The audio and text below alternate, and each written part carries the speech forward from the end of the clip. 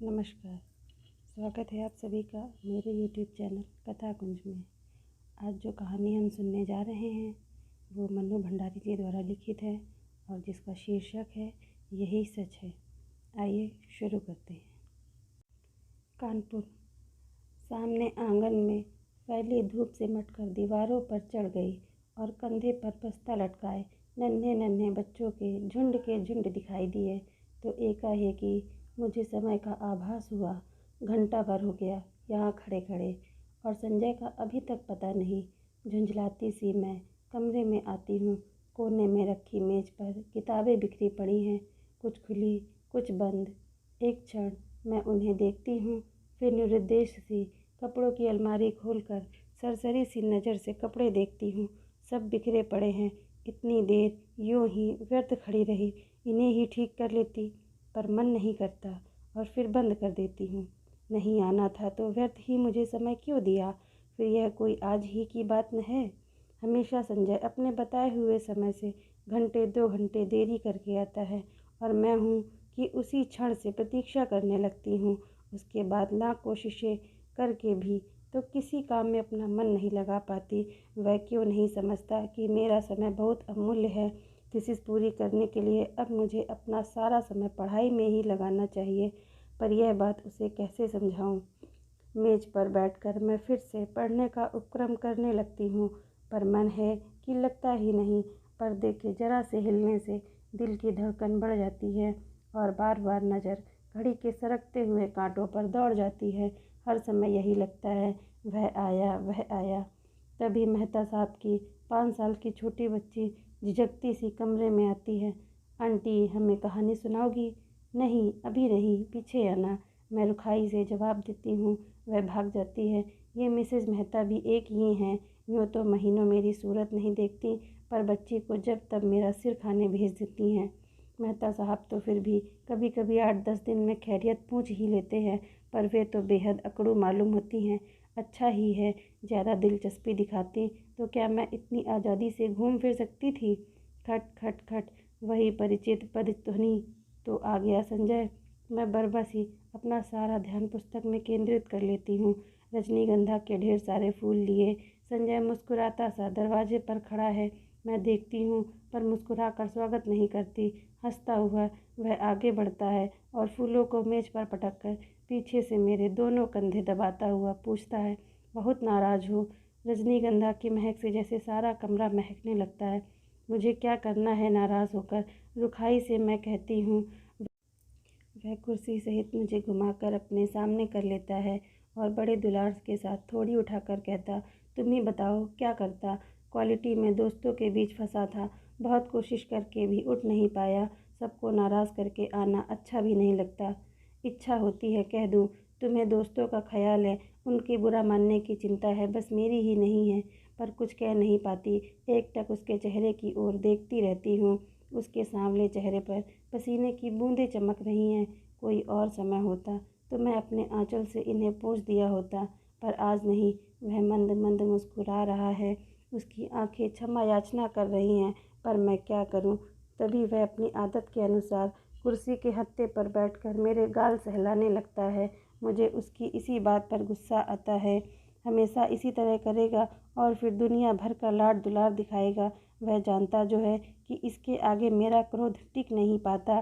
फिर उठकर वह फूलदान के पुराने फूल फेंक देता है और नए फूल लगाता है। फूल सजाने में वह कितना कुशल है। एक बार मैंने यूं ही कह दिया था कि मुझे रजनीगंधा के फूल बहुत पसंद हैं, तो उसने नियम ही बना लिया कि हर चौथे दिन ढेर सारे फूल लाकर मेरे कमरे में लगा देता है।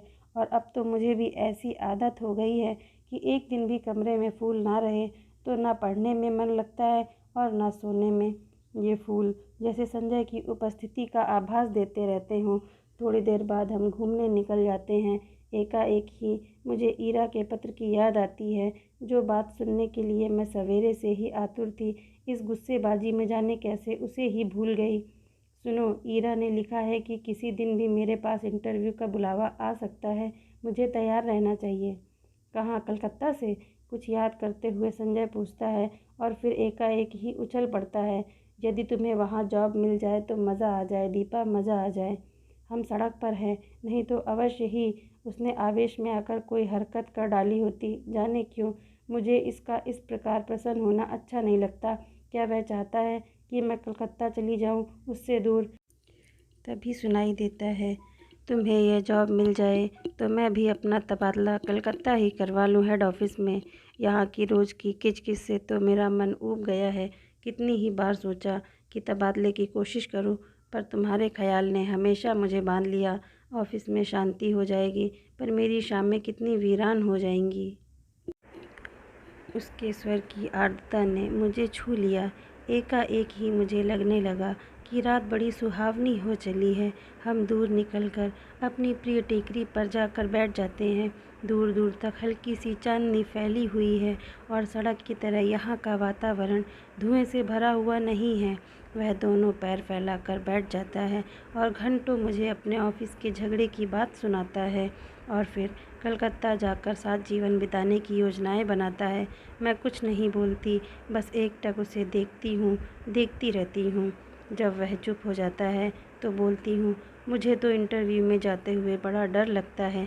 पता नहीं कैसे क्या पूछते होंगे। मेरे लिए तो यह पहला ही मौका है। वह खिलखिलाकर हंस पड़ता है। तुम भी एक ही मूर्ख हो। घर से दूर यहाँ कमरा लेकर अकेली रहती हो, रिसर्च करती हो, दुनिया भर में घूमती फिरती हो, और इंटरव्यू के नाम से डर लगता है। क्यों? और गाल पर हल्की सी चपत जमा देता है। फिर समझाता हुआ कहता है, और देखो, आजकल ये इंटरव्यू आदि तो सब दिखावा मात्र होते हैं। वहाँ किसी जान पहचान वाले से इन्फ्लुएंस डलवाना जाकर। पर कलकत्ता तो मेरे लिए एकदम नई जगह है। वहाँ ईरा को छोड़कर मैं किसी को जानती भी नहीं। अब उन लोगों को कोई जान पहचान हो तो दूसरी बात है। असहाय सी मैं कहती हूँ, और किसी को नहीं जानती? फिर मेरे चेहरे पर नजरें गड़ा कर पूछता है, निशीत भी तो है वहीं? होगा, मुझे क्या करना है उससे? मैं एकदम ही भन्ना कर जवाब देती हूँ। पता नहीं क्यों मुझे लग ही रहा था कि अब वह यही बात कहेगा। कुछ नहीं करना, वह छेड़ने के लहजे में कहता है, और मैं भभक पड़ती हूँ। देखो संजय, मैं 1000 बार तुमसे कह चुकी हूँ कि उसे लेकर मुझसे मजाक मत किया करो। मुझे इस तरह का मजाक ज़रा भी पसंद नहीं है। वह खिलखिलाकर हंस पड़ता है, पर मेरा तो मूड ही खराब हो जाता है। हम लौट पड़ते हैं। वह मुझे खुश करने के इरादे से मेरे कंधे पर हाथ रख देता है। मैं झपट कर हाथ हटा देती हूँ। क्या कर रहे हो? कोई देख लेगा तो क्या कहेगा? कौन है यहाँ जो देख लेगा? और देख लेगा तो देख लेगा, आप ही कुढ़ेगा। नहीं, हमें पसंद नहीं है बेशर्मी। और सच ही मुझे रास्ते में ऐसी हरकतें पसंद नहीं हैं, चाहे रास्ता निर्जन ही क्यों ना हो। पर है तो रास्ता ही। फिर कानपुर जैसी जगह। कमरे में लौटकर मैं उसे बैठने को कहती हूँ, पर वह बैठता नहीं, बस बाहों में भरकर एक बार चूम लेता है। यह भी जैसे उसका रोज़ का नियम है। वह चला जाता है। मैं बाहर बालकनी में निकलकर उसे देखती रहती हूँ। उसका आकार छोटा होते होते सड़क के मोड़ पर जाकर लुप्त हो जाता है। मैं उधर ही देखती रहती हूँ, निरुद्देश्य सी, खोई खोई सी। फिर आकर पढ़ने बैठ जाती हूँ। रात में सोती हूँ तो देर तक मेरी आंखें मेज पर लगे रजनीगंधा के फूलों को ही निहारती रहती हैं। जाने क्यों अक्सर मुझे भ्रम हो जाता है कि ये फूल नहीं हैं, मानो संजय की अनेकानेक आँखें हैं जो मुझे देख रही हैं, सहला रही हैं, दुलार रही हैं, और अपने को यूँ असंख्य आँखों से निरंतर देखे जाने की कल्पना से ही मैं लजा जाती हूँ। मैंने संजय को भी एक बार यह बात बताई थी तो वह खूब हंसा था, और फिर मेरे गालों को सहलाते हुए कहा था कि मैं पागल हूँ, निरी मूर्खा हूँ। कौन जाने, शायद उसका कहना ही ठीक हो, शायद मैं ही पागल हूँ। कानपुर। मैं जानती हूँ संजय का मन निशीत को लेकर जब तब सशंकित हो उठता है, पर मैं उसे कैसे विश्वास दिलाऊं कि मैं निशीत से नफरत करती हूँ। उसकी याद मात्र से मेरा मन घृणा से भर उठता है। फिर 18 वर्ष की आयु में किया हुआ प्यार भी कोई प्यार होता है भला? निरा बचपन होता है, महज पागलपन। उसमें आवेश रहता है पर स्थायित्व नहीं, गति रहती है पर गहराई नहीं।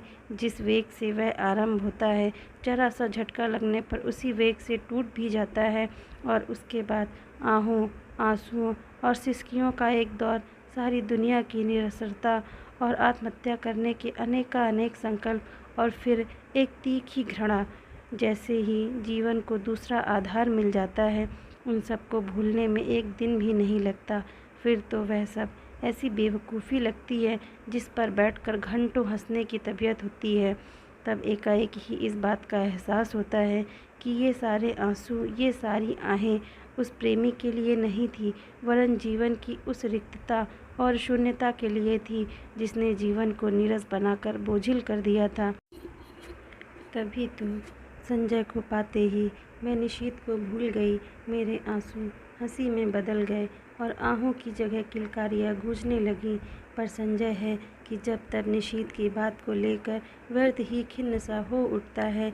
मेरे कुछ कहने पर वह खिलखिला अवश्य पड़ता है, पर मैं जानती हूँ वह पूर्ण रूप से आश्वस्त नहीं है। उसे कैसे बताऊँ कि मेरे प्यार का, मेरी कोमल भावनाओं का, भविष्य की मेरी अनेक योजनाओं का एकमात्र केंद्र संजय ही है।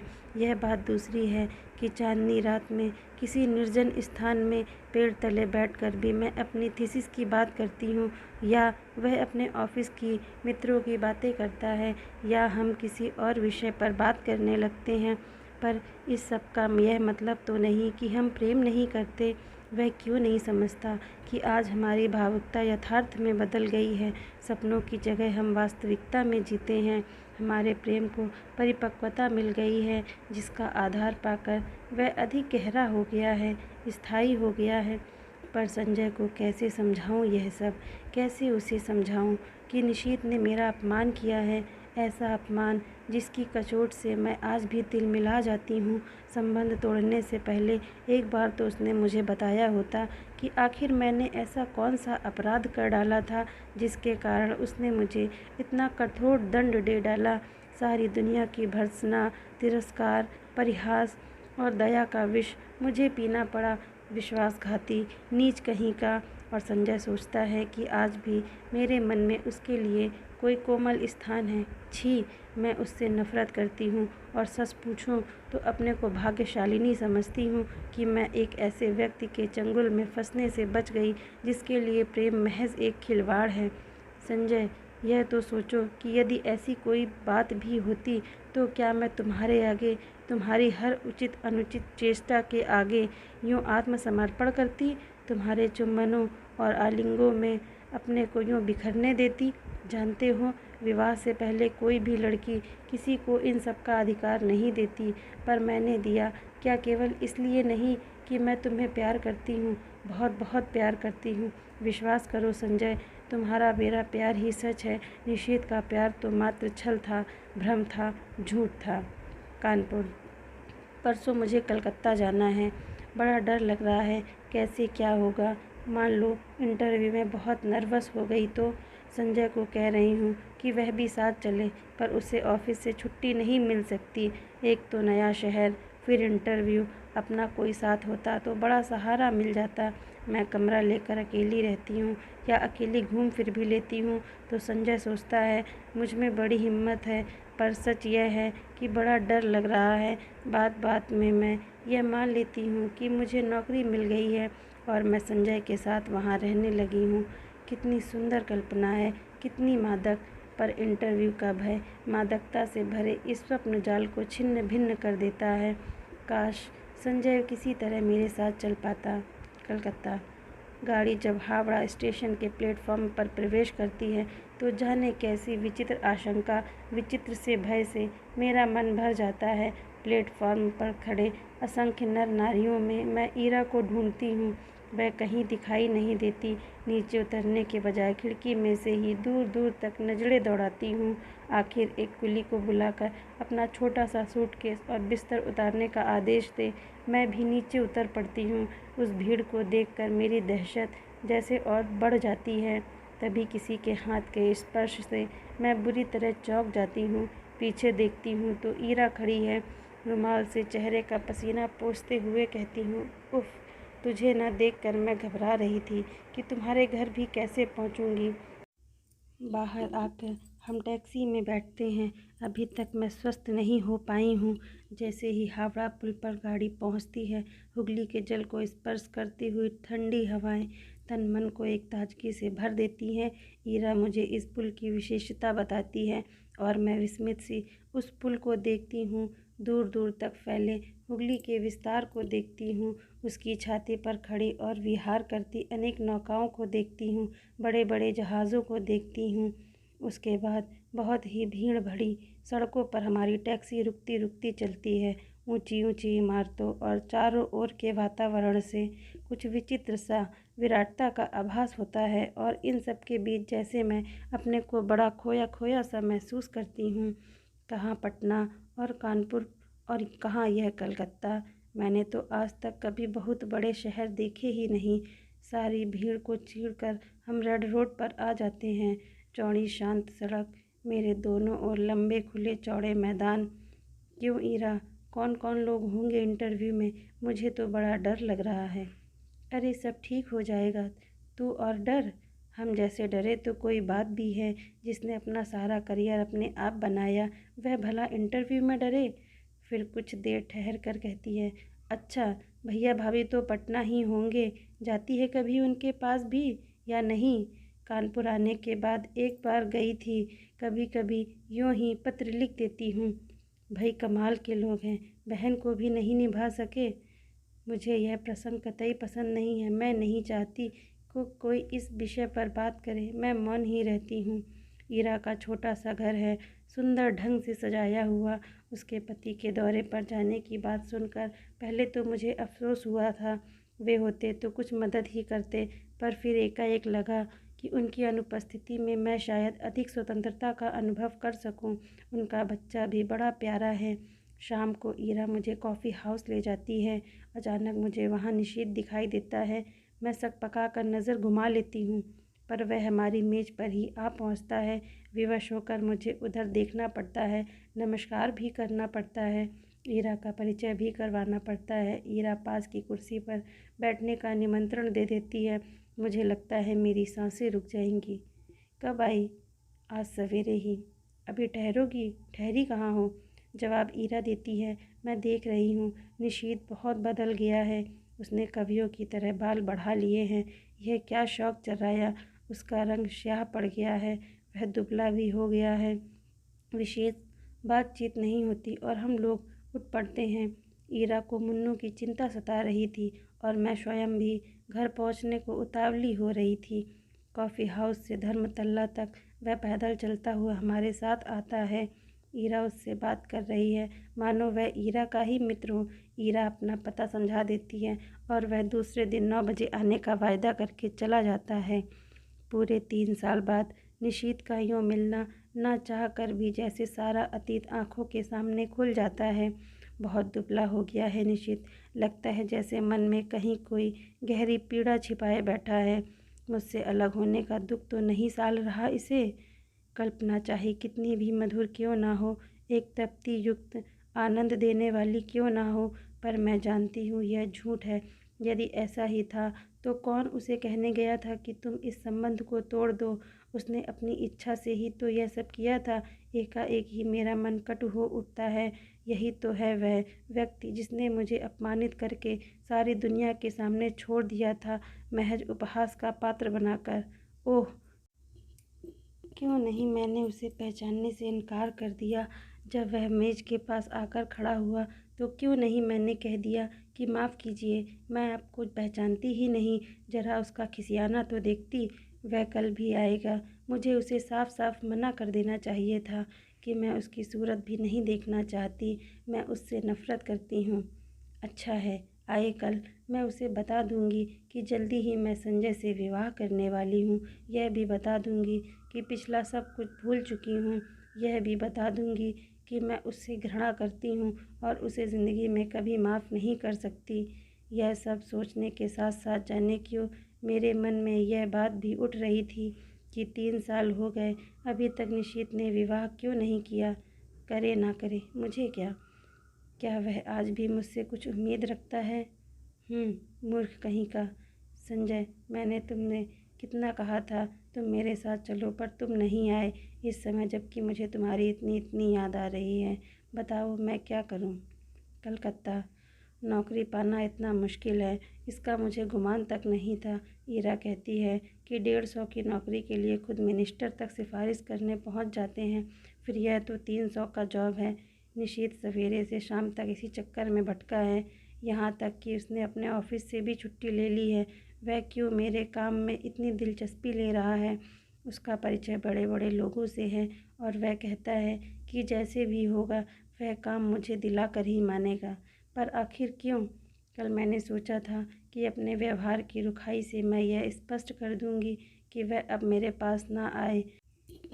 8:45 के करीब जब मैं अपने टूटे हुए बाल फेंकने खिड़की पर गई तो देखा घर से थोड़ी दूर पर निशीत टहल रहा है। वही लंबे बाल, कुर्ता पजामा। तो वह समय से पहले ही आ गया था। संजय होता तो 11 के पहले नहीं पहुंचता। समय पर पहुंचना तो वह जानता ही नहीं। उसे यूं चक्कर काटते देख मेरा मन जाने कैसे हो गया। और जब वह आया तो मैं चाह कर भी कटु नहीं हो सकी। मैंने उसे कलकत्ता आने का मकसद बताया तो लगा कि वह बड़ा प्रसन्न हुआ। वहीं बैठे बैठे फ़ोन करके उसने इस नौकरी के संबंध में सारी जानकारी प्राप्त कर ली।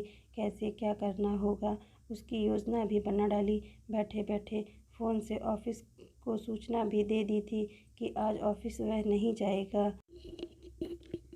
विचित्र स्थिति हो रही थी। उसने इस अपनत्व भरे व्यवहार को मैं स्वीकार ही नहीं कर पा रही थी, नकार भी नहीं पाती थी। सारा दिन मैं उसके साथ घूमती रही, पर काम की बात के अतिरिक्त उसने एक भी बात नहीं की। मैंने कई बार चाहा कि संजय की बात बता दूं, पर बता नहीं सकी। सोचा कहीं वह सुनकर यह दिलचस्पी लेना कम ना कर दे। उसने आज भर के प्रयत्नों से ही मुझे काफ़ी उम्मीद हो चली थी। यह नौकरी मेरे लिए कितनी आवश्यक है। मिल जाए तो संजय कितना प्रसन्न होगा। हमारे विवाहित जीवन के आरंभिक दिन कितने सुख में बीतेंगे। शाम को हम घर लौटते हैं। मैं उसे बैठने को कहती हूँ, पर वह बैठता नहीं, बस खड़ा ही रहता है। उसके चौड़े ललाट पर पसीने की बूंदें चमक रही हैं। एकाएक ही मुझे लगता है इस समय संजय होता तो मैं अपने आंचल से उसका पसीना पोंछ देती और वह क्या बिना बाहों में भरे, बिना प्यार किए यूं ही चला जाता। अच्छा तो चलता हूँ। यंत्र चालित से मेरे हाथ जुड़ जाते हैं। वह लौट पड़ता है और मैं ठगी सी देखती रहती हूँ। सोते समय मेरी आदत है कि संजय के लाए हुए फूलों को निहारती रहती हूँ। यहाँ वे फूल नहीं हैं तो बड़ा सूना सूना सा लग रहा है। पता नहीं संजय तुम इस समय क्या कर रहे होगे। 3 दिन हो गए किसी ने बाहों में भर कर प्यार तक नहीं किया। कलकत्ता। आज सवेरे मेरा इंटरव्यू हो गया है। मैं शायद बहुत नर्वस हो गई थी और जैसे उत्तर मुझे देने चाहिए थे वैसे नहीं दे पाई। पर निशीत ने आकर बताया कि मेरा चुना जाना करीब करीब तय हो गया है। मैं जानती हूँ यह सब निशीत की वजह से ही हुआ है। ढलते सूरज की धूप निशीत के बाएं गाल पर पड़ रही थी और सामने बैठा निशीत इतने दिन बाद एक बार फिर मुझे बड़ा प्यारा सा लगा। मैंने देखा मुझसे ज़्यादा वह प्रसन्न है। वह कभी किसी का एहसान नहीं लेता, पर मेरी खातिर उसने न जाने कितने लोगों का एहसान लिया। आखिर क्यों? क्या वह चाहता है कि मैं कलकत्ता आकर रहूं उसके साथ? उसके पास एक अजीब सी पुलक से मेरा तन मन सिहर उठता है। वह ऐसा क्यों चाहता है? उसका ऐसा चाहना बहुत गलत है, बहुत अनुचित है। मैं अपने मन को समझाती हूँ ऐसी कोई बात नहीं है। शायद वह केवल मेरे प्रति किए गए अन्याय के प्रतिकर में यह सब कर रहा होगा। पर वह क्या समझता है कि उसकी मदद से नौकरी पाकर मैं उसे क्षमा कर दूंगी या जो कुछ उसने किया है उसे भूल जाऊंगी? असंभव। मैं कल ही उसे संजय की बात बता दूंगी। आज तो इस खुशी में पार्टी हो जाए। काम की बात के अलावा यह पहला वाक्य मैं उसके मुंह से सुनती हूँ। मैं ईरा की ओर देखती हूँ। वह प्रस्ताव का समर्थन करके भी मुन्नू की तबीयत का बहाना लेकर अपने को काट लेती है। अकेले जाना मुझे कुछ अटपटा सा लगता है। अभी तक तो काम का बहाना लेकर घूम रही थी, पर अब फिर भी मैं मना नहीं कर पाती। अंदर जाकर तैयार होती हूँ। मुझे याद आता है निशीत को नीला रंग बहुत पसंद था। मैं नीली साड़ी ही पहनती हूँ। बड़े चाव और सतर्कता से अपना प्रसाधन करती हूँ और बार बार अपने को टोकती जाती हूँ। किसको रिझाने के लिए यह सब हो रहा है? क्या यह निरा पागलपन नहीं है? सीढ़ियों पर निशीत हल्की सी मुस्कुराहट के साथ कहता है, इस साड़ी में तुम बहुत सुंदर लग रही हो। मेरा चेहरा तमतमा जाता है, कनपटियाँ सुर्ख हो जाती हैं। मैं चुपचाप ही इस वाक्य के लिए तैयार नहीं थी। यह सदा चुप रहने वाला निषेध बोला भी तो ऐसी बात। मुझे ऐसी बातें सुनने की ज़रा भी आदत नहीं है। संजय ना कभी मेरे कपड़ों पर ध्यान देता है, ना ऐसी बातें करता है, जबकि उसे पूरा अधिकार है। और यह बिना अधिकार ऐसी बातें करे। पर जाने क्या है कि मैं उस पर नाराज़ नहीं हो पाती हूँ, बल्कि एक पुलक में सिहरन महसूस करती हूँ। सच, संजय के मुंह से ऐसा वाक्य सुनने को मेरा मन तरसता रहता है, पर उसने कभी ऐसी बात नहीं की। पिछले 2.5 साल से मैं संजय के साथ रह रही हूँ। रोज़ ही शाम को हम घूमने जाते हैं। कितनी ही बार मैंने श्रृंगार किया, अच्छे कपड़े पहने, पर प्रशंसा का एक भी शब्द उसके मुँह से नहीं सुना। इन बातों पर उसका ध्यान ही नहीं जाता। यह देखकर भी जैसे यह सब नहीं देख पाता। इस वाक्य को सुनने के लिए तरसता हुआ मेरा मन जैसे रस से नहा जाता है। पर निशीत ने यह बात क्यों कही? उसे क्या अधिकार है? क्या सचमुच ही उसे अधिकार नहीं है? नहीं है। जाने कैसी मजबूरी है, कैसी विवशता है कि मैं इस बात का जवाब नहीं दे पाती हूँ। निश्चयता, दृढ़ता से नहीं कह पाती कि साथ चलते इस व्यक्ति को सचमुच ही मेरे विषय में ऐसी अवांछनीय बात कहने का कोई अधिकार नहीं है। हम दोनों टैक्सी में बैठते हैं। मैं सोचती हूँ आज मैं इसे संजय की बात बता ही दूँगी। Sky room. निशित टैक्सी वाले को आदेश देता है। टुन की घंटी के साथ मीटर डाउन होता है और टैक्सी हवा से बातें करने लगती है। निशीत बहुत सतर्कता से कोने में बैठा है, बीच में इतनी जगह छोड़कर कि यदि हिचकोला खाकर भी टैक्सी रुके तो हमारा स्पर्श ना हो। हवा के झोंके से मेरे रेशमी साड़ी का पल्लू उसके समूचे बदन को स्पर्श करता हुआ उसकी गोद में पड़कर फड़फड़ाता है। वह उसे हटाता नहीं है। मुझे लगता है यह रेशमी सुवासित पल्लू उसके तन मन को रस में भिगो रहा है। यह स्पर्श उसे पुलकित कर रहा है। मैं विजय के अकथनीय आह्लाद से भर जाती हूँ।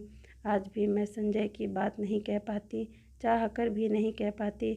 अपनी इस विवशता पर मुझे खींच भी आती है, पर मेरा मुंह है कि खुलता ही नहीं। मुझे लगता है कि जैसे कोई बहुत बड़ा अपराध कर रही हूँ, पर फिर भी मैं कुछ नहीं कह सकी। यह निशीत कुछ बोलता क्यों नहीं? उसका यूँ कोने में दुबक कर निर्विकार भाव से बैठे रहना मुझे कतई अच्छा नहीं लगता। एकाएक ही मुझे संजय की याद आने लगती है। इस समय वह यहाँ होता तो उसका हाथ मेरी कमर में लिपटा होता। यूँ सड़क पर ऐसी हरकतें मुझे स्वयं पसंद नहीं, पर जाने क्यों किसी की बाहों की लपेट के लिए मेरा मन ललक उठता है। मैं जानती हूँ कि जब निशीत बगल में बैठा हो उस समय ऐसी इच्छा करना या ऐसी बात सोचना भी कितना अनुचित है, पर मैं क्या करूं? जितनी द्रुत गति से टैक्सी चली जा रही है, मुझे लगता है उतनी ही द्रुत गति से मैं भी बही जा रही हूं, अनुचित अवांछित दिशाओं की ओर। टैक्सी झटका खाकर रुकती है तो मेरी चेतना लौटती है। मैं जल्दी से दाहिनी ओर का फाटक खोलकर कुछ इस हड़बड़ी से नीचे उतर पड़ती हूँ, मानो अंदर निशित मेरे साथ कोई बदतमीज़ी कर रहा हो। अजी, इधर से उतरना नहीं चाहिए कभी, टैक्सी वाला कहता है। मुझे अपनी गलती का एहसास होता है। उधर निशीत खड़ा है, इधर मैं। बीच में टैक्सी। पैसे लेकर टैक्सी चली जाती है तो हम दोनों एक दूसरे के आमने सामने हो जाते हैं। एकाएक ही मुझे ख्याल आता है कि टैक्सी के पैसे तो मुझे देने चाहिए थे, पर अब क्या हो सकता था। चुपचाप हम दोनों अंदर जाते हैं। आसपास बहुत कुछ है, चहल पहल, रोशनी, रौनक, पर मेरे लिए जैसे सबका अस्तित्व ही मिट जाता है। मैं अपने को सबकी नज़रों से ऐसे बचा कर चलती हूँ मानो मैंने कोई अपराध कर डाला हो और कोई मुझे पकड़ ना ले। क्या सचमुच ही मुझसे कोई अपराध हो गया है? आमने सामने हम दोनों बैठ जाते हैं। मैं होस्ट हूँ, फिर भी उसका पार्ट वही अदा कर रहा है, वही ऑर्डर देता है। बाहर की हलचल और उससे अधिक मन की हलचल में मैं अपने को खोया खोया सा महसूस करती हूँ। हम दोनों के सामने बैरा कोल्ड कॉफ़ी के गिलास और खाने का कुछ सामान रख जाता है। मुझे बार बार लगता है कि निशीत कुछ कहना चाह रहा था। मैं उसके होंठों की धड़कन तक महसूस करती हूँ। वह जल्दी से कॉफ़ी का स्ट्रॉ मुँह से लगा लेता है। मूर्ख कहीं का, वह सोचता है मैं बेवकूफ़ हूँ। मैं अच्छी तरह जानती हूँ कि इस समय वह क्या सोच रहा है। 3 दिन साथ रहकर भी हमने उस प्रसंग को नहीं छेड़ा। शायद नौकरी की बात ही हमारे दिमागों पर छाई हुई थी, पर आज आज अवश्य ही वह बात आएगी। ना आए यह कितना अस्वाभाविक है, पर नहीं, स्वाभाविक शायद यही है। 3 साल पहले जो अध्याय सदा के लिए बंद हो गया, उसे उलट कर देखने का साहस शायद हम दोनों में से किसी में नहीं है। जो संबंध टूट गए तो टूट गए, अब उन पर कौन बात करे। मैं तो कभी नहीं करूँगी, पर उसे तो करना चाहिए। तोड़ा उसने था, बात भी वही आरंभ करे।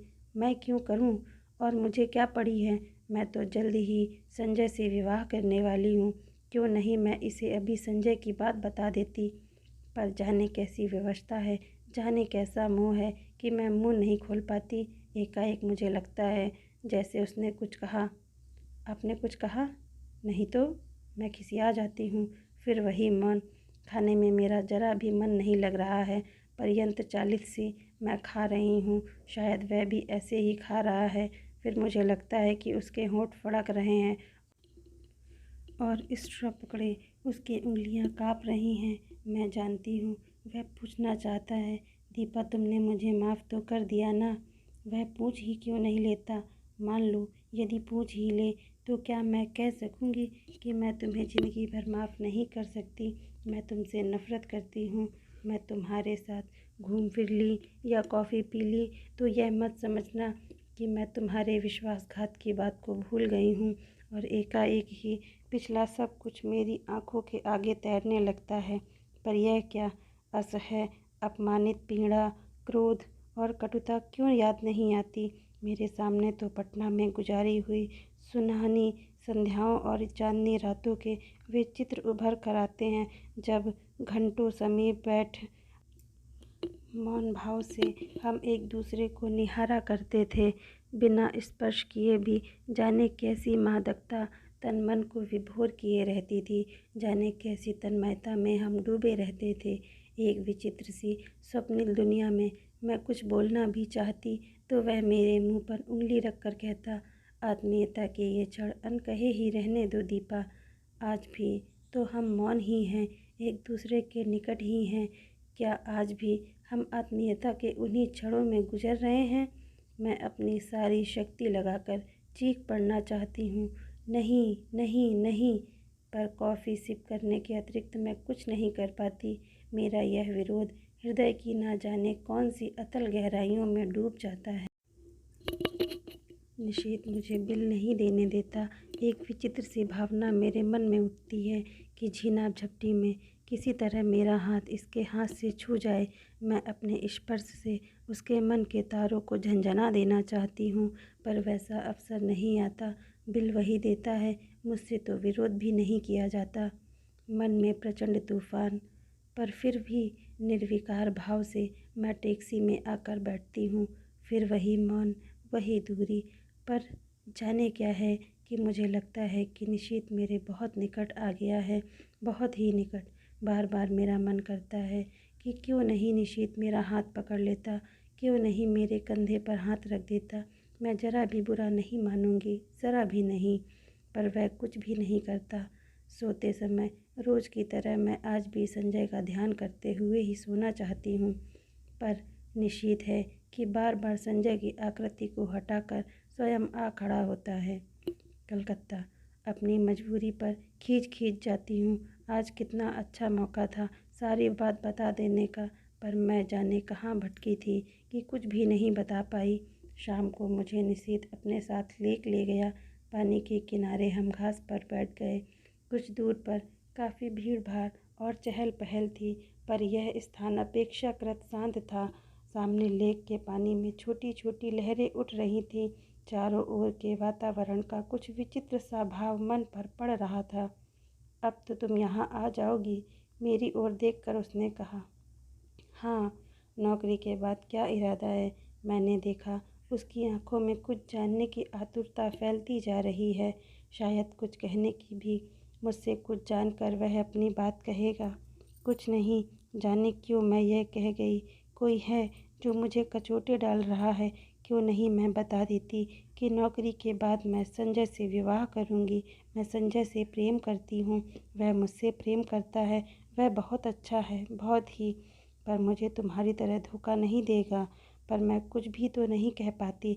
अपनी इस बेबसी पर मेरी आंखें छलछला आती हैं। मैं दूसरी ओर मुंह फेर लेती हूँ। तुम्हारे आने से मैं बहुत खुश हूँ। मेरी सांसें जहाँ की तहाँ रुक जाती हैं आगे के शब्द सुनने के लिए, पर शब्द नहीं आते। बड़ी कातर, करुण और याचना भरी दृष्टि से मैं उसे देखती हूँ, मानो कह रही हूँ कि तुम कह क्यों नहीं देते निशीथ कि आज भी तुम मुझसे प्यार करते हो। तुम मुझे सदा के लिए अपने पास रखना चाहते हो। जो कुछ हो गया है उसे भूलकर तुम मुझसे विवाह करना चाहते हो। कह दो निशीथ, कह दो। यह सुनने के लिए मेरा मन अकुला रहा है, छटपटा रहा है। मैं बुरा नहीं मानूंगी, जरा भी बुरा नहीं मानूंगी। मान ही कैसे सकती हूँ निशीथ, इतना सब हो जाने के बाद भी शायद मैं तुम्हें प्यार करती हूँ। शायद नहीं, सचमुच ही मैं तुम्हें प्यार करती हूँ। मैं जानती हूँ तुम कुछ नहीं कहोगे, सदा के ही मितभाषी जो हो, फिर भी कुछ सुनने की आतुरता लिए मैं तुम्हारी तरफ देखती रहती हूँ। पर तुम्हारी नज़र तो लेक के पानी पर जमी हुई है। शांत, मौन, आत्मीयता के ये क्षण अनकहे भले ही रह जाएं, पर अनबुझे नहीं रह सकते। तुम चाहे ना कहो, पर मैं जानती हूँ तुम आज भी मुझे बहुत प्यार करते हो, बहुत प्यार करते हो।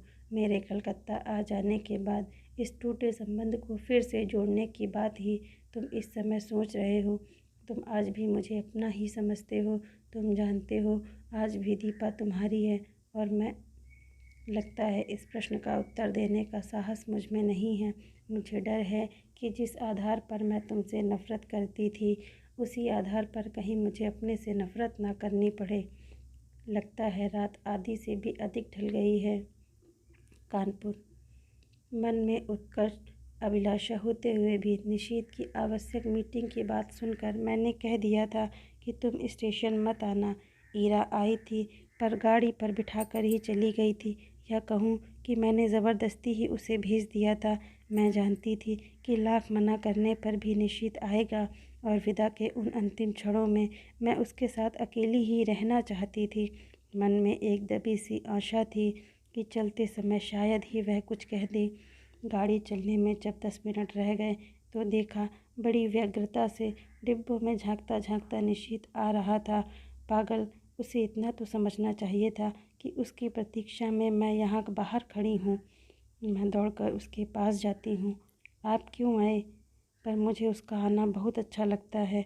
वह बहुत थका हुआ लग रहा था, शायद सारा दिन बहुत व्यस्त रहा और दौड़ता दौड़ता मुझे सी ऑफ करने आया है।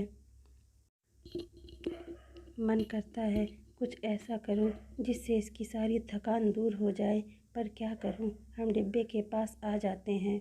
जगह अच्छी मिल गई? वह अंदर झांकते हुए पूछता है। हाँ। पानी वानी तो है? है। बिस्तर फैला लिया? मैं खींच पड़ती हूँ। वह शायद समझ जाता है, सो चुप हो जाता है।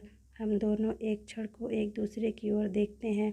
मैं उसकी आंखों में विचित्र सी छायाएं देखती हूँ, मानो कुछ है जो उसके मन में घुट रहा है, उसे मथ रहा है, पर वह कह नहीं पा रहा। वह क्यों नहीं कह देता? क्यों नहीं अपने मन की इस घुटन को हल्का कर लेता? आज भीड़ विशेष नहीं है। चारों ओर नज़र डालकर वह कहता है। मैं भी एक बार चारों ओर नज़र करके देख लेती हूँ, पर नज़र मेरी बार बार घड़ी पर ही जा रही है। जैसे जैसे समय सरक रहा है, मेरा मन किसी गहरे अवसाद में डूब रहा है। मुझे कभी उस पर दया आती है तो कभी खींच। गाड़ी चलने में केवल 3 मिनट रह गए हैं। एक बार फिर हमारी नज़रें मिलती हैं। ऊपर चढ़ जाओ, अब गाड़ी चलने वाली है। बड़ी असहाय सी नज़र से मैं उसे देखती हूँ, मानो कह रही हूँ तुम ही चढ़ा दो, और फिर धीरे धीरे चढ़ जाती हूँ। दरवाजे पर मैं खड़ी हूँ और वह नीचे प्लेटफॉर्म पर। जाकर पहुँचने की खबर देना। जैसे ही मुझे इधर कुछ निश्चित रूप से मालूम होगा तो मैं सूचना दूंगा। मैं कुछ नहीं बोलती, बस उसे देखती रहती हूँ। सीटी, हरी झंडी, फिर सीटी। मेरी आंखें छलछला आती हैं। गाड़ी एक हल्के से झटके के साथ सरकने लगती है। वह गाड़ी के साथ कदम आगे बढ़ाता है और मेरे हाथ पर धीरे से अपना हाथ रख देता है। मेरा रोम रोम सिहर उठता है। मन करता है चिल्ला पड़ूं। मैं सब समझ गई निशीथ, सब समझ गई। जो कुछ तुम इन 4 दिनों में नहीं कह पाए वह तुम्हारे इस क्षणिक स्पर्श से सब कुछ कह दिया। विश्वास करो, यदि तुम मेरे हो तो मैं भी तुम्हारी हूँ, केवल तुम्हारी, एकमात्र तुम्हारी। पर मैं कुछ नहीं कह पाती, बस साथ चलते निशीथ को देखती भर रहती हूँ। गाड़ी की गति पकड़ते ही वह हाथ को जरा सा दबाकर छोड़ देता है।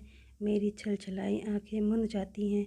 मुझे लगता है यह स्पर्श, यह सुख, यह क्षण ही सत्य है, बाकी सब झूठ है।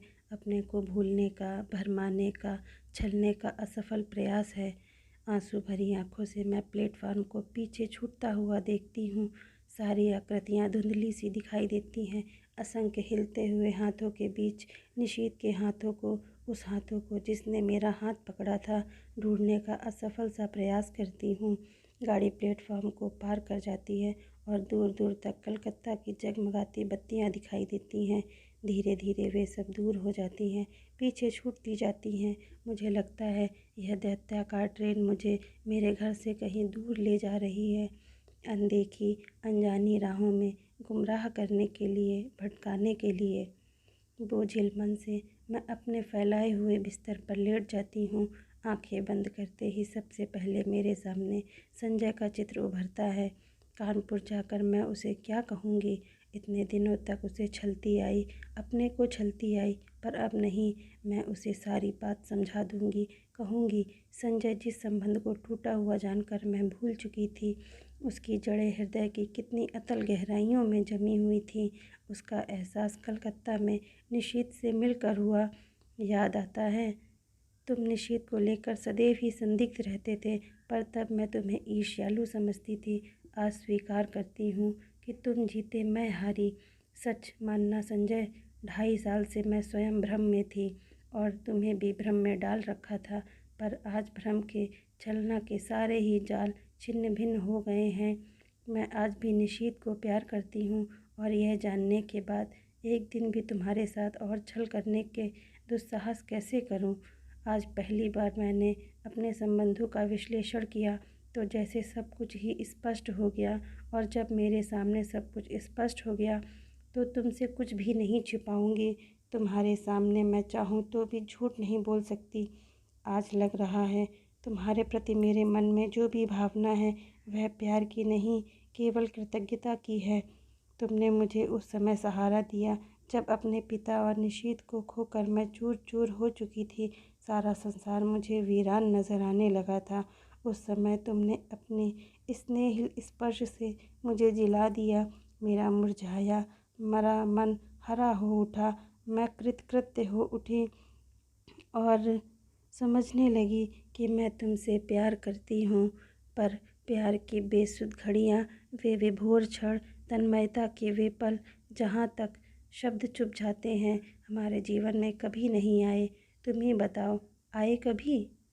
तुम्हारे असंख्य आलिंगनों और चुंबनों के बीच भी, एक क्षण के लिए भी तो मैंने कभी कभी तन मन की सुध बिसरा देने वाली पुलक या मादकता का अनुभव नहीं किया। सोचती हूँ निशीथ के चले जाने के बाद मेरे जीवन में एक विराट शून्यता आ गई थी, एक खोखलापन आ गया था। तुमने उसकी पूर्ति की, तुम पूरक थे। मैं गलती से तुम्हें प्रियतम समझ बैठी। मुझे क्षमा कर दो संजय और लौट जाओ। तुम्हें मुझे ऐसी अनेक दीपाएं मिल जाएंगी जो सचमुच ही तुम्हें प्रियतम की तरह प्यार करेंगी। आज एक बात अच्छी तरह जान गई हूँ कि प्रथम प्रेम ही सच्चा प्रेम है। बाद में किया हुआ प्रेम तो अपने को भूलने का, भरमाने का प्रयास मात्र ही होता है। इसी तरह की असंख्य बातें मेरे दिमाग में आती हैं जो मैं संजय से कहूँगी, कह सकूँगी ये सब, लेकिन कहना तो होगा ही। उसके साथ अब एक दिन भी छल नहीं कर सकती। मन से किसी और की आराधना करके तन से उसकी होने का अभिनय करती रहूं? छी, नहीं जानती यही सब सोचते सोचते मुझे कब नींद आ गई। लौटकर अपना कमरा खोलती हूँ तो देखती हूँ सब कुछ ज्यों का त्यों है।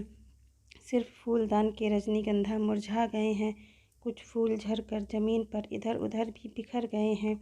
आगे बढ़ती हूँ तो ज़मीन पर एक लिफाफा दिखाई देता है। संजय की लिखाई है। खोला तो छोटा सा पत्र था। दीपा, तुमने जो कलकत्ता जाकर कोई सूचना ही नहीं दी। मैं आज ऑफिस के काम से कटक जा रहा हूँ। 5-6 दिन में लौट आऊँगा। तब तक तुम आ ही जाओगी। जानने को उत्सुक हूँ कि कलकत्ता में क्या हुआ। तुम्हारा संजय। एक लंबा निश्वास निकल जाता है। लगता है एक बड़ा बोझ हट गया। इस अवधि में तो मैं अपने को अच्छी तरह तैयार कर लूँगी। नहा धोकर सबसे पहले मैं निशीथ को पत्र लिखती हूँ।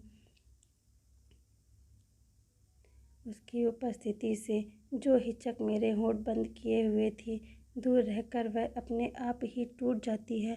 मैं स्पष्ट शब्दों में लिख देती हूँ कि चाहे उसने कुछ भी नहीं कहा, फिर भी मैं सब कुछ समझ गई हूँ। साथ ही यह भी लिख देती हूँ कि मैं उसकी उस हरकत से बहुत दुखी हूँ, बहुत नाराज़ भी। पर उसे देखते ही जैसे सारा क्रोध बह गया। इस अपनत्व में क्रोध भला टिक भी कैसे पाता। लौटी हूँ तब से न जाने कैसी रंगीनी और मादकता मेरी आंखों के आगे छाई है। एक खूबसूरत से लिफाफे में उसे बंद करके मैं स्वयं पोस्ट करने जाती हूँ। रात में सोती हूँ तो अनायास ही मेरी नज़र सूने फूलदान पर चली जाती है। मैं करवट बदल कर सो जाती हूँ। कानपुर। आज निशीथ को पत्र लिखे 5वां दिन है। मैं तो कल ही उसके पत्र की राह देख रही थी, पर आज की भी दोनों डाकें निकल गईं। जाने कैसा सूना सूना, अनमना अनमना लगता रहा सारा दिन। किसी भी तो काम में जी नहीं लगता। क्यों नहीं लौटती डाक से ही उत्तर दे दिया उसने। समझ में नहीं आता कैसे समय गुजारूं। मैं बाहर बालकनी में जाकर खड़ी हो जाती हूँ। एकाएक ख्याल आता है, पिछले 2.5 सालों से करीब इसी समय यहीं खड़े होकर मैंने संजय की प्रतीक्षा की है। क्या आज मैं संजय की प्रतीक्षा कर रही हूँ या मैं निशीथ के पत्र की प्रतीक्षा कर रही हूँ? शायद किसी की नहीं, क्योंकि जानती हूँ कि दोनों में से कोई भी नहीं आएगा। फिर निरुद्देश्य सी कमरे में लौट पड़ती हूँ।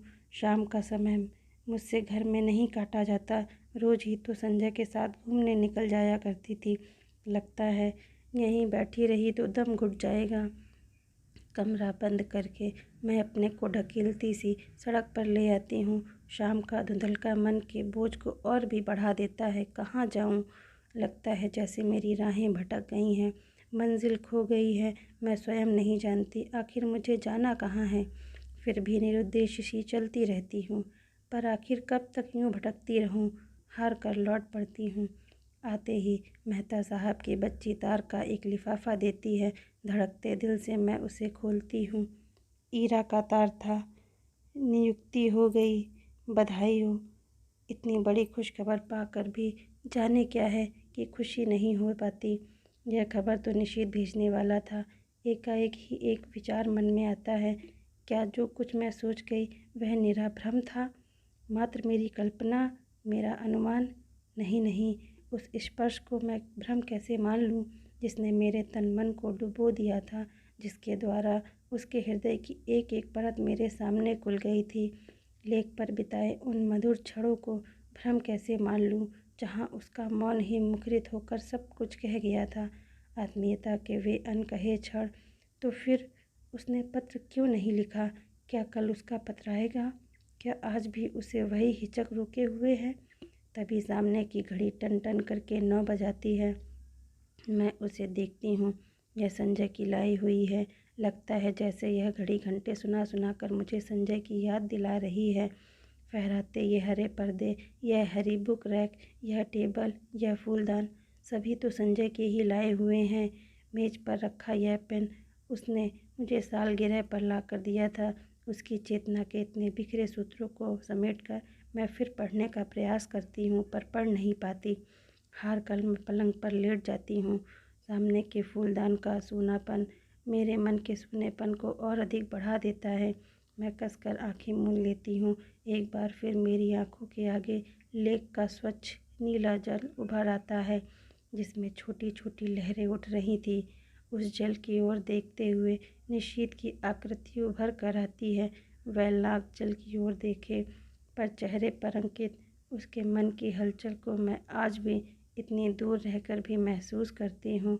कुछ ना कह पाने की मजबूरी, उसकी विवशता, उसकी घुटन आज भी मेरे सामने साकार हो उठती है। धीरे धीरे लेक के पानी का विस्तार सिमटता जाता है और एक छोटी सी राइटिंग टेबल में बदल जाता है। और मैं देखती हूँ कि एक हाथ में पेन लिए और दूसरे हाथ की उंगलियों को बाले में उलझाए निषेध बैठा है। वही मजबूरी, वही विवशता, वही घुटन लिए वह चाहता है पर जैसे लिख नहीं पाता। वह कोशिश करता है पर उसका हाथ बस काँप कर रह जाता है। ओह, लगता है उसकी घुटन मेरा दम घोट कर ही रहेगी। मैं एकाएक ही आंखें खोल देती हूँ। वही फूलदान, पर्दे, मेज, घड़ी। आखिर आज निशीथ का पत्र आ गया। धड़कते दिल से मैंने उसे खोला। इतना छोटा सा पत्र। प्रिय दीपा, तुम अच्छी तरह पहुंच गई, यह जानकर प्रसन्नता हुई। तुम्हें अपनी नियुक्ति का तार तो मिल ही गया होगा। मैंने कल ही ईरा जी को फ़ोन करके सूचना दे दी थी और उन्होंने बताया था कि कल तार दे देंगी। ऑफिस की ओर से भी सूचना मिल जाएगी। इस सफलता के लिए मेरी ओर से हार्दिक बधाई स्वीकार करना। सच, मैं बहुत खुश हूँ कि तुम्हें यह काम मिल गया। मेहनत सफल हो गई। शेष फिर। शुभेच्छु निशीथ। बस। धीरे धीरे पत्र के सारे शब्द आंखों के आगे लुप्त हो जाते हैं। रह जाता है केवल शेष फिर। तो फिर उसके पास कुछ लिखने को शेष है। क्यों नहीं लिख दिया उसने अभी? क्या लिखेगा वह? दीप, मैं मुड़कर दरवाजे की ओर देखती हूँ। रजनीगंधा के ढेर सारे फूल लिए मुस्कुराता सा संजय खड़ा है। एक क्षण मैं संज्ञा शून्य सी उसे देखती रहती हूँ, मानो पहचानने की कोशिश कर रही हूँ। वह आगे बढ़ता है तो मेरी खोई हुई चेतना लौटती है और विक्षिप्त सी दौड़कर उससे लिपट जाती हूँ। क्या हो गया है तुम्हें? पागल हो गई हो क्या? तुम कहाँ चले गए थे संजय? और मेरा स्वर टूट जाता है। अनायास ही आंखों से आंसू बह चलते हैं। क्या हो गया? कलकत्ता का काम नहीं मिला क्या? मारो भी गोली काम को। तुम इतनी परेशान क्यों हो रही हो उसके लिए? पर मुझसे कुछ बोला नहीं जाता। बस मेरी बाहों की जकड़ कसती जाती है, कसती जाती है। रजनीगंधा की महक धीरे धीरे मेरे तन मन पर छा जाती है। तभी मैं अपने गाल पर संजय के अधरों का स्पर्श महसूस करती हूँ और मुझे लगता है यह स्पर्श, यह सुख, यह क्षण ही सत्य है। वह सब झूठ था, मिथ्या था, भ्रम था और हम दोनों एक दूसरे के आलिंगन में बंधे रहते हैं, चुंबित प्रतिचुंबित। धन्यवाद दोस्तों।